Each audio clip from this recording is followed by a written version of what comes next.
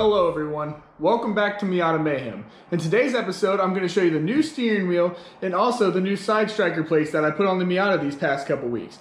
Now I haven't been recording because it's been cold again and weather got crappy in Ohio, so I've just been kind of doing these things off camera and I was just going to show you all at once. I have a couple pictures of the process, not many, but a couple of each process to show you guys, and I'll try to explain a little bit more as I get in here and show you guys. Now if you looky here, we got the steering wheel in from Crowder's LLC off of Amazon. Now this wheel came directly from NRG because it was on back order when my aunt bought it. But big shout out to my aunt for buying this setup. It came with the wheel, the quick release, and the short hub, which is on the car right now, and I'll show you in a minute. So it's an awesome setup. It's got suede, and it's really nice. So couldn't be happier with this, and it looks really good in the car. And I also got these side striker plates that I'm going to show you guys off of Facebook. This guy's name's Alex Todd. He owns S&S Mazda parts. So if you guys ever need any parts, go look him up on Facebook. He has great deals.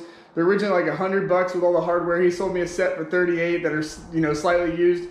So I couldn't beat it. It makes the hardtop a lot more rigid and sturdy. So with that being said, let's get in this upload and let me show you guys what I've done. All right, so here we are inside of the Miata, and as you guys can see, here's the NRG hub, and this is the bottom part of the quick release, and this is the other part on the back of the wheel right here that the steering wheel goes over.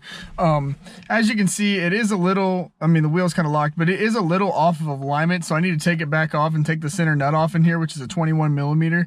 I need to take that off and try to straighten it out a little bit more. I think the clock spring under here got moved a little bit because it's super easy to move. I think it got moved a little bit to the left when I was putting it on. My dad's buddy helped me put it on, and it might have moved while we were doing it because we had like 3 guys helping. So it might have got moved a little bit. So I'm going to take it back off and see if I can straighten it back out, because when you're going down the road, the wheel is just a little left. It's just my OCD kicking in. The car drives fine and the wheel looks great in here, but it's just something I want to fix and make look right. As you can tell, it is a little to the left, but I'm going to fix that up and make that look a little bit better. Sitting here enjoying the lights inside the Mazda Miata as well. And I got a new little tree, wild cherry, which smells a lot better than whatever I had before. I don't remember what I had before. And don't freak out, my car's just not running right now. That's why my check engine light and battery light are on. Now the airbag light, and behind this I did put the 2 wires together, the 2 airbag wires together, which was supposed to turn the airbag light off, but it didn't work. So when I take this off, I'm going to double check that, and if that doesn't work, I'm going to go ahead and take this cluster apart and take the light out back there. Now I also want to go ahead and put some new lighting behind the dash, maybe like an LED blue or something to match the radio.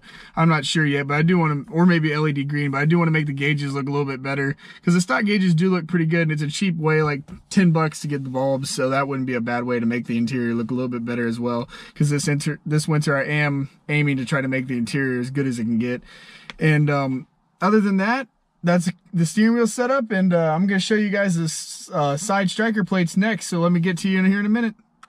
Before I move on to the side striker plates, I do want to show you guys how this wheel goes on. So as you can see right here, I got it sitting on the hub, and if you push it in, there you go, you heard it come in, and then boom. So now it's locked into place and you're good to go.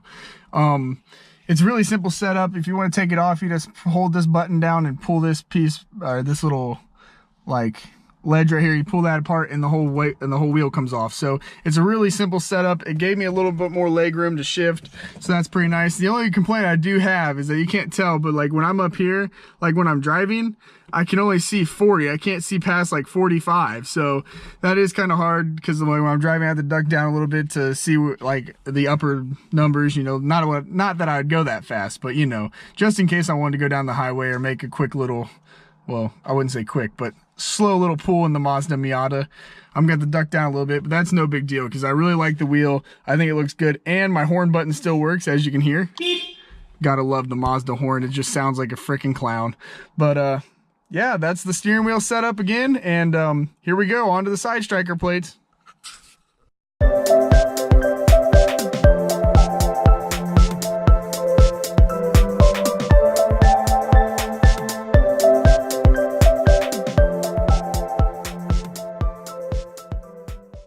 Alright, I apologize ahead of time if the lighting's not that great. I'm still in my garage because the weather outside is crappy and I don't want to back it out.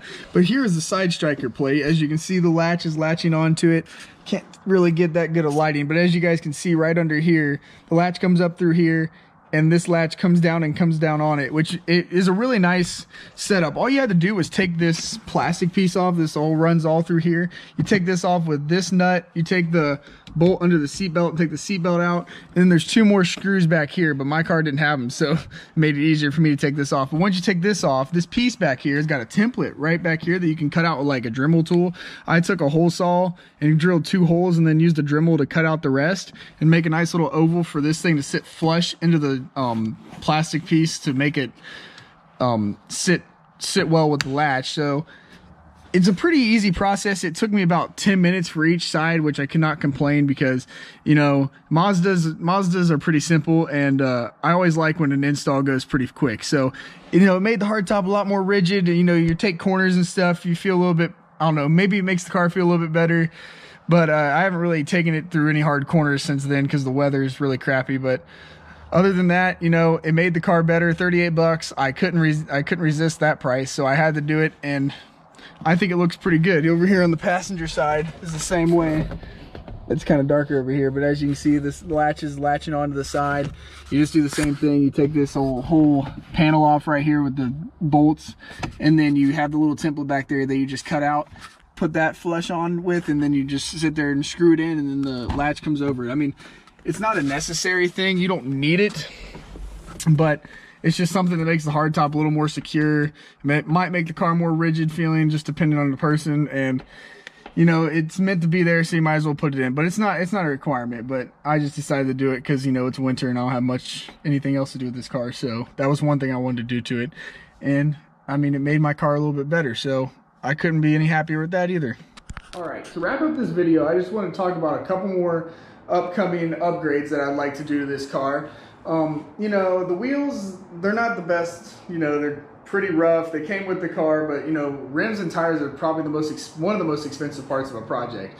So I do want to get some new rims and tires, but you know, that's something I can wait on. But I am going to get some coilovers. I don't know how long it's going to take me to get the money and save up and get them, but that is the next thing. I'm looking at either Teens or maybe Yanaka. I don't know how you pronounce it, but I'm looking at those 2 setups. I've heard good about both. I just want to get the rear lowered a little bit more because there is a big wheel gap there. So I do want to get that lowered and maybe the front lowered a little bit more. I know these cars look a lot better lowered. And with the cherry bomb and, you know, with the new steering wheel, I think it needs that. So that's the upcoming thing that I want to do with it. That's my next goal. And then I want to get this hardtop painted black. And anything else I want to do? Let me think. Well, I'd like to get the dents taken out. There's a couple more body dents. I'd like to get those taken out and get the car wrapped. I mean, I do like the black, but after I get this painted black and smoothed out, I can have it wrapped and get all the dents taken out. I probably need to get a new trunk lid too because it's kind of dented up and it's pretty rough. But get the car wrapped and that'll make a complete difference. Then after that, save up for rims, and I think I'll be content for a while. And then eventually a turbo kit would be pretty cool for this car. But other than that, that's what we got upcoming for the Miata, so you guys can stay tuned for that. I hope you guys enjoyed this video. If you did, make sure to like, subscribe, and tell your friends, and I'll see you on the next one.